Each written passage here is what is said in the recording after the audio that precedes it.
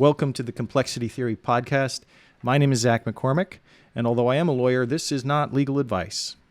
Today is another of the Food for Thought episodes, although we've incorporated one of our other guests, my brother Ephraim McCormick, Howdy. into the production. We're talking about things that are a little bit more topical, in this case, how humans have communicated, but there's a question, and we want your feedback. So let us know in the comments how you make decisions for yourself.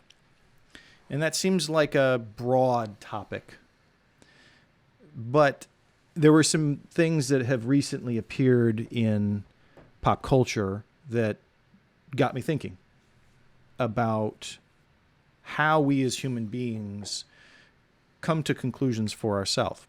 So I won't belabor it too much, but the most recent Mission Impossible movie incorporates elements of high technology from the 21st century, specifically artificial intelligence. And for those of you who haven't seen the movie, spoiler alert, but one of the pivotal elements in that movie is how human beings were being tricked by this artificial intelligence life form. And I was talking to my wife recently, and she had mentioned a new TV show that she had been watching called The Morning Show. It's on Apple TV. And she had mentioned that there was a scene in it where one of the main characters, I believe played by the actress Reese Witherspoon, had been advocating for truth in journalism. And that some of the other characters had been acknowledging her passion, but concurrently discussing how that's not as in demand as it would seem to be. And that, in fact, some audience members prefer the escapism of what could be called a lie. And I wondered, is this a 21st century question? And so, Ephraim, I appreciate you coming on the show. Happy to be here. It was kind of an interesting sort of thing because it kind of got me going down the rabbit hole in reverse. And I started to dig into, well, is it tied to the methods by which we communicate? Is this question of how do we make decisions for ourselves? Is that something that's influenced in any way by the way that we get the information? For example, and you can look at the timeline here. If we were cavemen 30,000 years potentially before Christ, would the question of whether we take those cave drawings at face value differ from the way we might take comparable information today if we were looking at it on an iPad? Mm. And the answer seems to be no. It seems like there's this constant cat and mouse game that is played between, we might call it knowledge, and the attempts to prevent knowledge's spread. You could call it ignorance, just to use a shorthand term. But that was the question. Artificial intelligence seems to have possibly changed the game, though. So it kind of seems like prior to that point, perhaps, even for those millennia, things were mostly the same.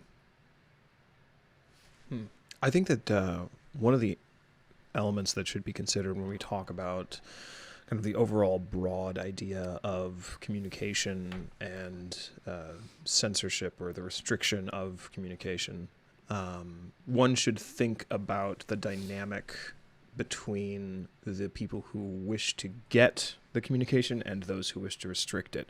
In some cases, it's an innocuous relationship, right? The obfuscation is innocent, it's mistaken or whatever. Like, say, I know before we started recording, you were talking about how our Aunt Catherine was going on a trip, and she's taken this trip multiple times throughout her life, and she knows the route, but she took the advice of her GPS, and she went off and she got lost because the GPS told her to. So had she not been using the GPS, she would have gotten to her destination presumably more quickly, and then because she made that turn, she didn't, and it was because she had followed the advice of the GPS. Some might say blindly, but the idea is that, maybe she thought that the GPS knew something about the traffic pattern that she didn't know, because obviously a lot of times these places, these things do. And so that may have been an element of her decision making. But the bottom line is that the GPS didn't intentionally send her down the wrong road because it wanted to either trip her up or send her to a different place. Right. That was an innocuous obfuscation of communication. However, if in many examples that we're talking about, including like this Mission Impossible clip that we're about to watch, we are encountering the idea of the nefarious restriction of communication. The idea that there is an actor or group of actors who do not want us to have the objective truth and do not want us to act on that objective truth accordingly. So if you want, we can pull this up and kind of get that example. Yeah, but you're right. Exactly. You're talking about there was sort of the, we'll call it benevolent mistake. Yeah. Right. And then you have something like this, where admittedly this is the product of Hollywood and we have no idea if this is something that exists, but. Well, it was bound to happen sooner or later. When we were in post-production, we started to recognize that what the entity had turned into was now starting to resemble a reality that was developing around us. Ethan, you're talking to the entity. Turn left. Turn right. Ethan, that is not me. You copy? I know what matters most to you, Ethan. This is a bitch. And I mean, don't want to give away too much, but of course this is a trailer, so what you're seeing there is an example of malevolent misdirection, right? I mean, this is if your GPS was saying, "I don't like you, I'm going to send you off a cliff," effectively. Or even something that could be in between, right? Where it's like, I do like you, but I want you to pass by this business that's paid me money to direct you towards this business, right? That is an excellent point. You're talking about what would happen if you had like what if you had a targeted ad on steroids? What if your self-driving car said, "I think you're in the mood for fill in the blank fast food." Yeah. And it just says, "I'm taking you through the drive-thru. You can order or you cannot, but I'm taking you through the drive-thru." I mean, I hadn't even thought of something like that. It's not even the targeted ad. It could be like the way that we know that phones and various algorithms listen to us and can send us an ad for socks, which I'll probably get an ad for socks. Socks, now. yeah, we're all gonna get sock ads. Get sock ads, but like Bombas socks, not sponsored. Oh boy, we literally have no connection to that brand. To Bombas socks. I've actually never had Bombas socks, so I can't talk to them. But the bottom line is that that the question is, let's say that there are two paths. There's two routes to get to your destination. Let's say that both of them are equal. Sometimes it's like 1 minute difference, but like whatever. If you're really gonna, split hairs about 1 minute difference, is it really worth it? But like the idea would be, okay, let's talk to the audience. Like, would you feel bad or would you feel deceived if the GPS chose a path for you that was in other ways equal to the other path that's available, but the reason it chose that path for you was specifically because it had been paid by a variety of businesses along that route to get you to drive past them? Now, let's see. All things equal, but you know what you're talking about. Would you feel about. Deceived? And would you feel wronged by that? That's like when you're watching any event right now, like whether it be racing, whether it be sports of any kind, what do you see? You see, like if you're looking at a race car, pick the type of race, NASCAR, Formula One, Indy, whatever. You see nothing but sponsor labels and logos and so forth. And so the audience is seeing those, but you're talking about taking it into the real world. This is not just a question of, okay, click skip like I just did on one of these YouTube videos. It's, if you, and I bet you what you could have is like if you were taking let's say a ride sharing service, let's say that had automated driverless cars, there would be an option for say a discounted fare, and that discounted fare might take you through and to or near those sponsors. Yeah. And that would be an interesting question at that point. You couldn't cry foul because you agreed to that. That was part of the contract. Here's the interesting thing. As we were talking about this, I realized there was another Tom Cruise movie which involves something very similar to what we're talking about. It's just a lot older. I don't know if we're going to be able to. Okay, so this is a Minority Report. Yes. And what it's doing is it's scanning the eye of the person walking by and targeting adverts to the person as they are moving through a space. Spooky.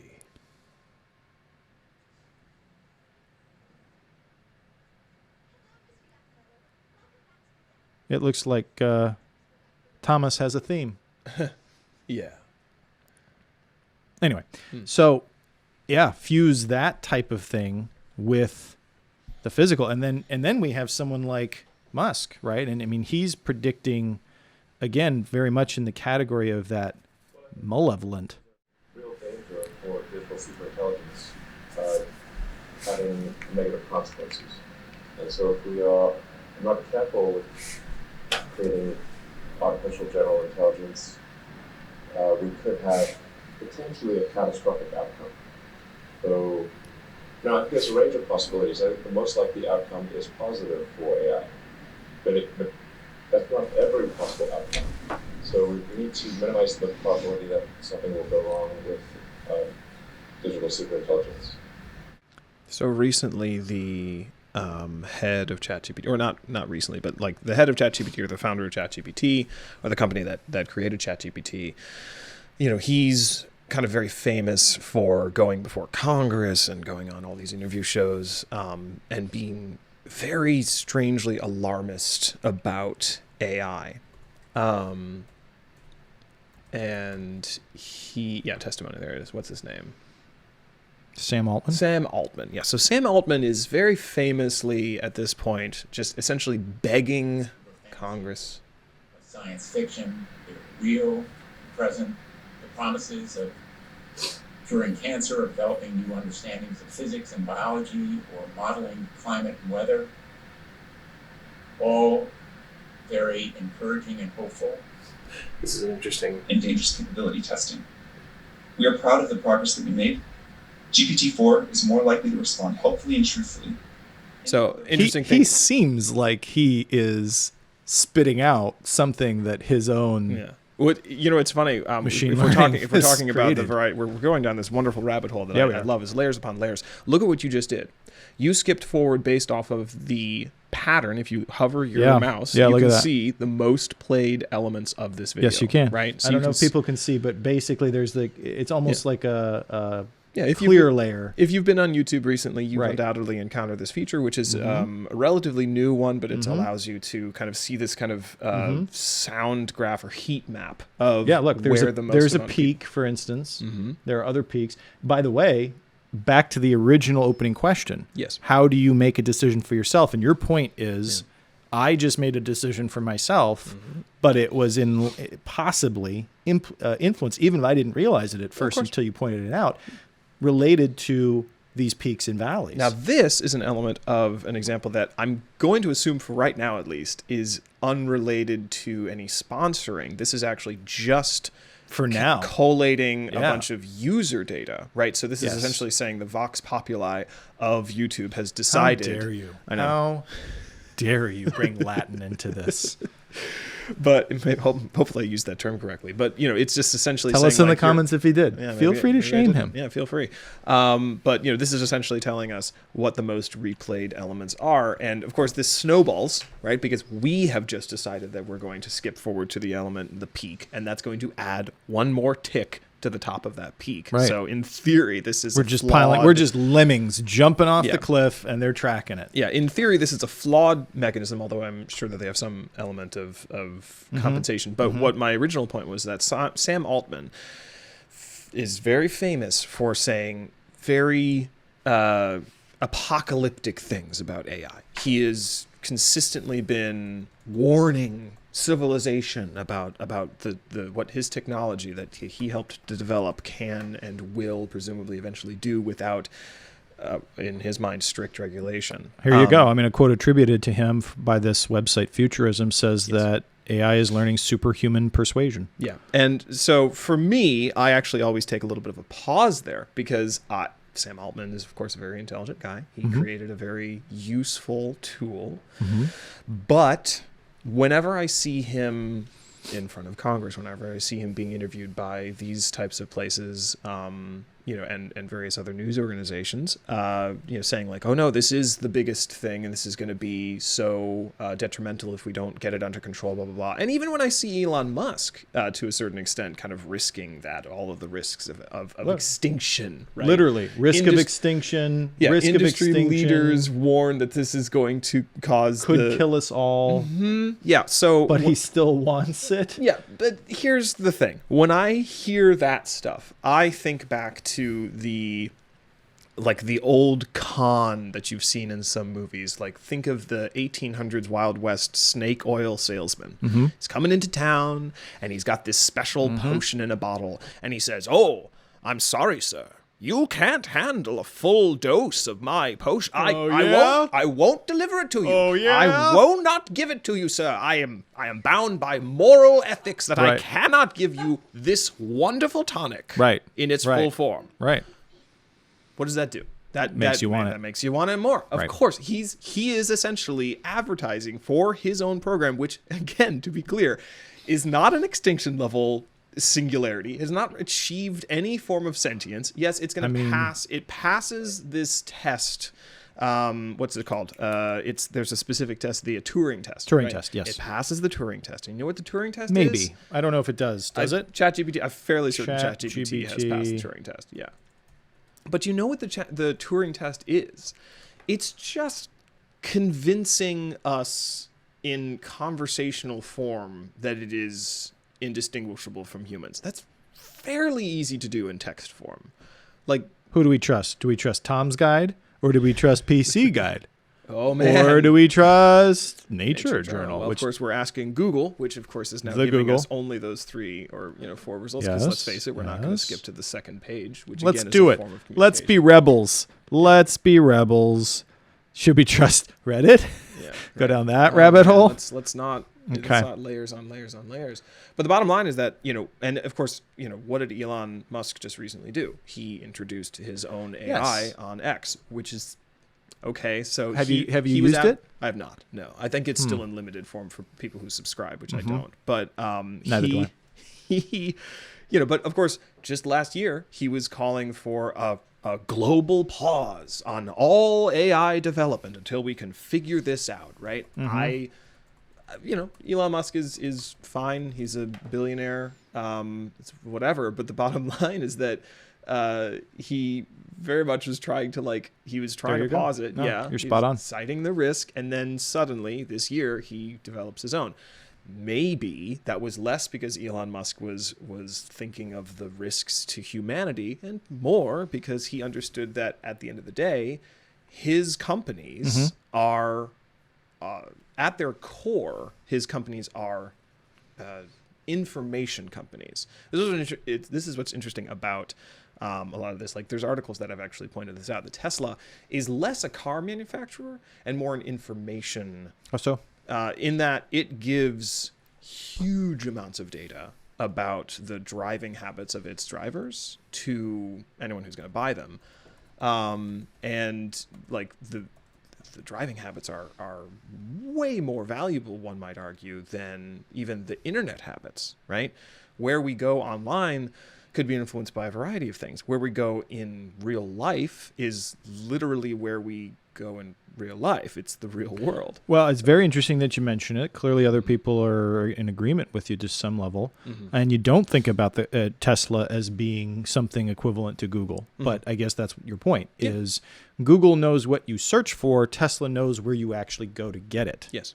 Recently, Spotify has rolled out its AI DJ X. Yeah. And I've been using it quite a bit, and I've actually been fairly impressed. And the interesting thing about it is when you look at how technology can definitively be used for good. We always talk about what Skynet, Terminator. We talk about, what Musk and others have said about, the potential downsides. At the same time, there isn't any question that there is the very real possibility for good. And so it's very interesting because it almost seems like, as modern as we are now, and we don't need to get too far off on this, but it's back to the same point. Like, if you were a Sumerian putting cuneiform on a clay tablet, you could have utilized that information for purposes of good. Yes. You could likewise have besmirched somebody or impugned them. And by the way, I think it's just kind of interesting to see the actual form of that language. So we've got, for those listening, an ancient Sumerian tablet. And it appears that the Sumerians were probably the first civilization that formulated a written language and reduced it to written form, physical form. So have you used the Spotify's DJ feature? I have, yeah. What do you think? I enjoy it. I want to kind of change the voice on it because I find the voice to be a little too energetic for the like sometimes you're just kind of sometimes in a mellow mood. Sometimes I'm listening to classical or whatever, and then it'll be like, "Hey, what's going on?" I'm like, "Yeah." Like I want to keep in my mode when I'm editing or whatever. Sort of ironic. It's going to try to learn your musical taste, but isn't able or willing apparently to change its interface. That's kind of interesting. When we talk about the idea of communication, the omission of communication, which is, for lack of a better term, is censorship.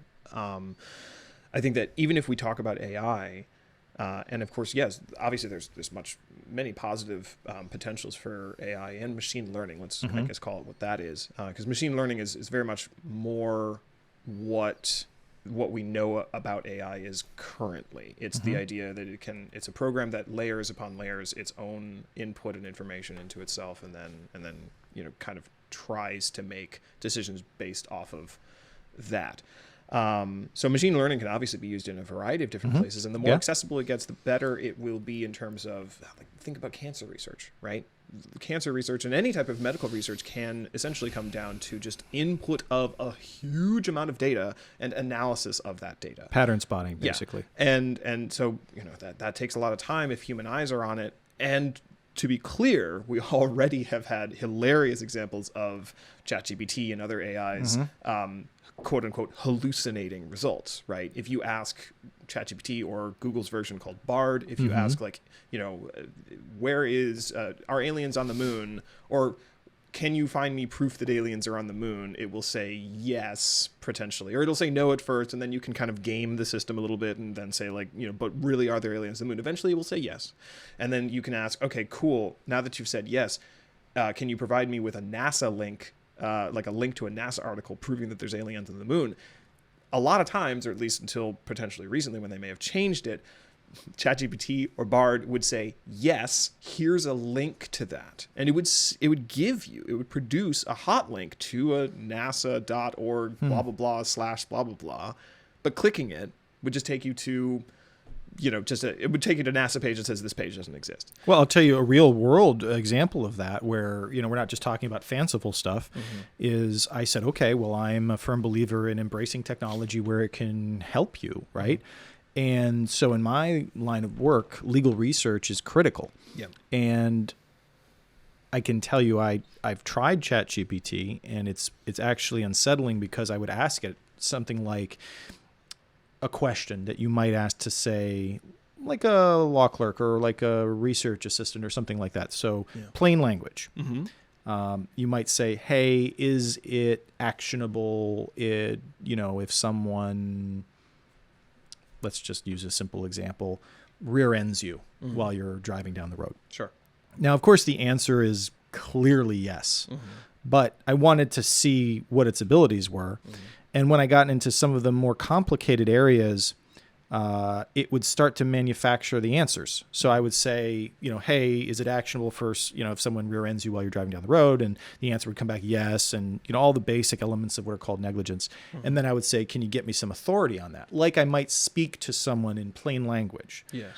And by the way, the contrast is that when you're doing legal research, you don't usually have that luxury. You can't do usually true plain language. You have to put in certain types of search terms, and you sometimes have to play with it and kind of like you would in Google. And then you have to look to see if there's a case that's actually relevant. And so that's the way normal modern legal research is done.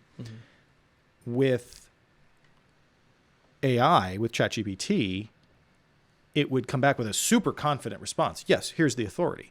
And it would come back with a citation. Yes. And I would look up the citation thinking, okay, well, worst case scenario, maybe it misinterpreted the case. Unfortunately, the case was non-existent. It was a complete fabrication. It's one of those things where you have what you were talking about with the idea of the fanciful facts. Yeah. I think that comes down to people, actually comes down to people buying into the hype a little too much. Right? Yeah, right. The idea that like everyone who's heard of ChatGPT is like, oh yeah, ChatGPT, it does everything for you, right? That's the pitch. When in reality, what ChatGPT is a word, like a text analyzer and generator. Right. Right. If you ask ChatGPT, hey, analyze this essay for me and give, this might be unethical, but you could ask it to analyze an essay and give you feedback on the essay as an English professor might. Right. And it will. Totally fine, because it has elements of like it can give you what previous English professors have presumably entered into the algorithm as their feedback on certain sentence structures. That's fine, but because you have Sam Altman and Elon Musk saying that this thing is so advanced that it's going to take over the world, everyone is treating it like it is so advanced. Right. And so, like, of course, yeah, if it's going to give you a link, well, that link seems a bit legit, so let's go with it. Yeah, one of the biggest points that I was trying to talk about AI a little bit is that, in my opinion, as it pertains to the point that we're talking about, which is censorship and information and the control of information, is, how do we make a decision about what we're going to do in life based off of information that we're given? And one of the biggest things that I think affects our decision making, especially when it comes to large decisions, is how we perceive the authority level of the provider of that information. In other words, if it's a credible source, you're more likely to believe it. Yeah, exactly. Right. And the credible source when it comes to politics, credible source when it comes to groceries. It can be anything. However we perceive whether or not we can trust that source is, in my opinion, just from my perspective, that's kind of probably one of the major influences on how I'm going to make a decision based off of that. Do you find yourself making that decision consciously? Yes. Oh, yeah. When it comes, if it's a conscious decision, I know. Okay, I know that this is a trustworthy source. Ergo, it will affect my. Again, if it's geopolitical, it'll affect my worldview. It will affect my. If it's just local, it'll affect my decision in groceries. Right. If I am looking at a review for groceries, or if I'm looking at a grocery and I want to know whether or not it's good, I will. That's a good looking grocery right there. Yeah. Like if it's a delicious looking grocery. If I have the choice between two groceries, I'm probably going to look up a review of them, and I'm going to find whichever one people like the most. And that just like a bottle of wine, you go and you look for a review and whatever. Exactly. So I think that throughout history, since even since the cuneiform tablets, right, there have been authority figures who have, if they are, we'll say, on the benevolent side, I think that people generally tend to think of them as being more close to simply sharing the objective truth without obfuscation. If people perceive the authority figure to be more on the nefarious side, then I think one of the biggest elements that they deem to be nefarious is the amount of obfuscation of information they're doing. So to try to put this into sort of a more real world example, because I think I get what you're saying, but to try to put it into sort of a day-to-day, I mean, the question seems to be, what steps do you go through in your mind when you're looking at a piece of news, for instance? are you starting and stopping with let's say the website? Like, are you saying this comes from, previously known to be reputable website.com? So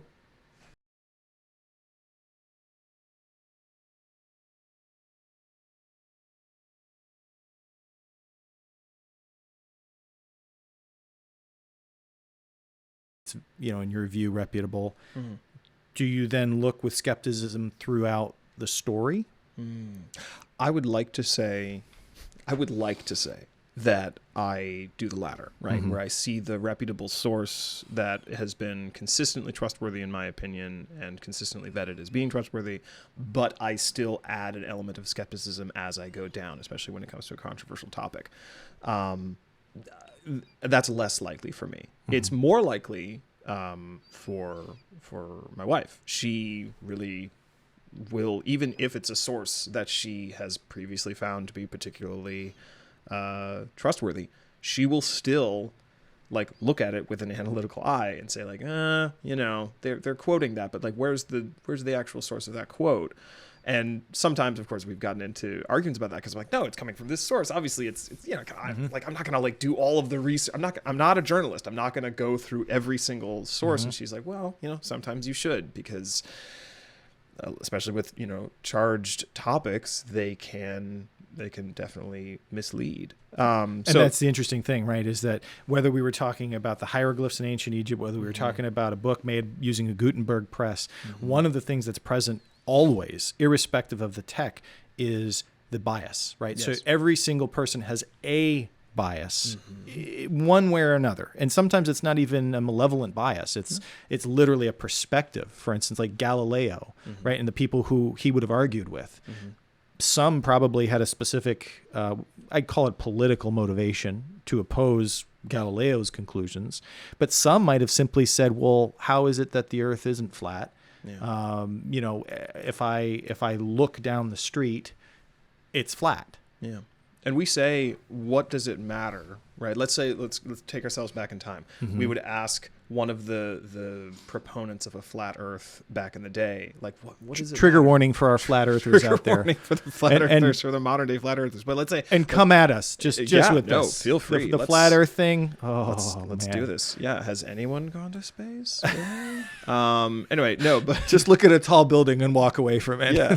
Keep walking, and you'll figure it out eventually. But like, so if we were to ask a old world flat earther, what does it matter? What does it matter to you individually that this man decided that he wants to think that the world is round? And the answer to the average person would be like, well, nothing, or maybe they might ramble, it doesn't matter, blah, blah. But the answer from a person who was in authority, right? The answer from a person who had gained that authority at the very least on a structure that, among other things, included the idea that the world was flat. To them, a questioning of that notion was a threat to not only their authority, but by then definition, their life and the life of their family. The so-called existential threat. So I generally tend to think of the idea of like, okay, so if somebody wants to control information for benevolent or nefarious purposes, I generally tend to think that the reason that they want to do that is more to do with the pursuit of control of the objective truth.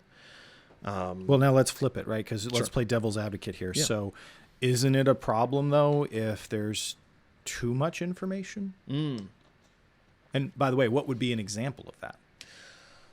Yeah, okay. So yeah, the idea of too much information is definitely something we're confronted with right now. And we're living, you say like, oh, this isn't a modern issue. This issue goes back for a very long time. True, but I would also argue that we are living in a period of time where we have an oversaturation of information. Is it a harmful thing, though, to have too much information? Can it ever be? depends on your definition of harmful. So there was a book that I was reading just recently called The Revolt of the Masses. It was written in 1936, I want to say. And it was a lecturer that was talking about essentially this topic. He was, among other things, he was talking about how the advent of newspapers caused a farmer in Provence to suddenly change their life based off of weekly updates about explorers in the Arctic. Right? That they got that information from the newspaper. Of course, that's a very fantastical tale. They were looking at it, but like before that point, they wouldn't have thought about it. Presumably, there wouldn't have been arguments that would have been come up about that. But the bottom line is that now the farmers in Provence know about and are deeply interested in the plight of explorers in the Arctic. What was the name of the book again, one more time? The Revolt of the Masses. Revolt of the Masses. Yeah. Jose Ortega, you guess. It's a great book. Would recommend. It's got a lot of it's a philosophical book. It's never been out of print, apparently. That's interesting because it was actually first published in the 30s, 1930s? I want to say 1930s. I've actually got to say 1929. 1930s because we're almost in yes, another set of 30s. So the question that I then deflect immediately of is too much information harmful is it depends on whether or not you think that having a farmer in Provence know about Arctic explorers and be very invested in their life and spend time out of their day thinking about the explorers in the Arctic, whether or not you think that is harmful to the overall society of Provence. Well, not to skip through the entire book. Yeah. Didn't the American Republic answer this question? Isn't the First Amendment there to answer this question? That, in fact, for good or for ill, information should be allowed to travel freely. Yeah, I tend to agree that like the average that the average citizen should be completely allowed unfettered access to objective truth. I don't see any issue with that. So then that's the question, right? So should we be allowed to know the truth? Aliens, right? Everyone's talking about aliens. Sure. Should we be allowed to know the truth of whatever may or may not have happened in Roswell? Should we be allowed to know whether or not the X-Files was actually more of a biography than fiction? I mean, is that something that we should be allowed to know? Does the First Amendment, in your view, require that objective truth to be disclosed? Well, first of all, short answer, yes. Longer answer would be, I think that the First Amendment and the Bill of Rights and all that they don't bestow rights upon us. They are simply listing the rights that we already have as humans. The reflection of the inalienable rights. Yes. And the codification of those liberties. Yes. So by definition, a restriction of that liberty is not so much that it's like, oh, it's against the law and that's why it's bad. It's just, in general, there was a group of philosophers back in the 1700s who all came to the agreement that it seemed generally preferable to the operation of society that truth be allowed, that the average citizen should be allowed unfettered access to the truth. The malum in se versus malum prohibitum, which, by the way, if you're going to throw Latin out, I get to throw Latin out. And for those that don't know, the root word mal, right, the malevolent, that's the bad. And, of course, it comes from Latin. Malum in se, though, is things that are bad naturally, or essentially they are bad without anyone having to say that they are bad. Whereas malum prohibitum basically just means what you just said, that some governmental authority has said, thou shalt not. Yes. And therefore it is bad because it is a law. So interestingly enough, not to diverge too much, but what we've seen, malum in se tend to be the things you might have seen throughout ancient history. So, theft has always been malum in se, murder has always been malum in se. Modern crimes, especially things like possession crimes, whether it be for some type of narcotic or other contraband or something like that, those tend to be examples of malum prohibitum. A government has said you cannot, and therefore you cannot. But it's interesting that you mentioned that in the context of too much information, because I bat this idea around and I say, okay, well, wait a minute. Let's say an extreme example, wartime, Let's say that knowing just where the troops are, for instance, on that front line, that would be an objective truth, right? Yeah, fair. So shouldn't we, if we're taking that sort of extreme position, be entitled to know exactly what's happening? I think that when we, well, that gets into a much bigger question of like, well, the morality of war in general. Well, no, but I focused on the understand. idea Let's that say the that control there's- of information, because that's the problem, right? Sure. So when we talk about AI and we talk about, whether or not that GPS did it intentionally, sent you down the wrong path intentionally, or whether the AI was doing something malevolent or not, it's sort of in this category of, well, if it's all about the control of information, if the control aspect is the part that's intrinsically wrong, right, then there should be no example where controlling information would be good. Yes, and then we come to the intersection of philosophy and real life, right? Because the idea of philosophy, and then we come back to the idea of trusted sources and why they are valuable. If I trust a news source, and I think it's not just that I trust that it's going to give me objective truth, I'm also trusting that it's giving me objective truth for a good reason, and it's focusing on that objective truth and giving and presenting it to me for a good reason, which would also then imply that it is not focusing on other issues because it deems this one subject to be more important to my everyday function of life than others. Right. So if I think about the very good example of like, should wartime troop positioning be presented as an objective truth to the American people or other citizens, right?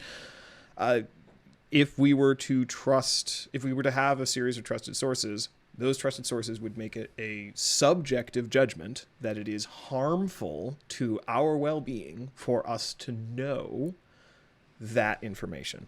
Now, that's dangerous, right? That's really dangerous because we think about like, you mean finding that particular justification and then accepting that justification. Exactly.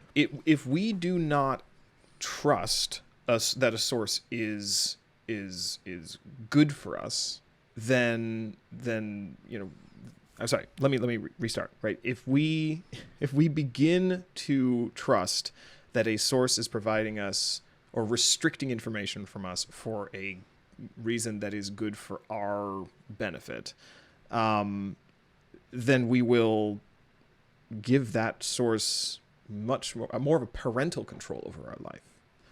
Right? In other words, you're handing over that power. You're saying, I trust you, source, to filter what I see because I know you're doing it for a good reason. Exactly. Now, we've said, we as a society, most societies today have we have governments for that reason, because we have, as a society, decided that we want certain elements of our function of society to be controlled by a governing body that, presumably we've elected, and though we trust, in theory, we trust that those governing bodies are restricting information from us for our own good. Whether or not that's philosophically pure, that's a longer discussion. Well, it's more just we're looking at this question of how do we make decisions for ourselves, right? And I think that we've gone through a fairly comprehensive analysis of how that's done. It seems like there's a little bit that's pretty much common to all of us in some form, and then there's a little bit that just kind of comes down to the individual and the circumstances surrounding the decision. But it's interesting because this idea that there's this fight between the spread of information and restricting it. It's interesting that fight seems to have existed since man started writing. I agree.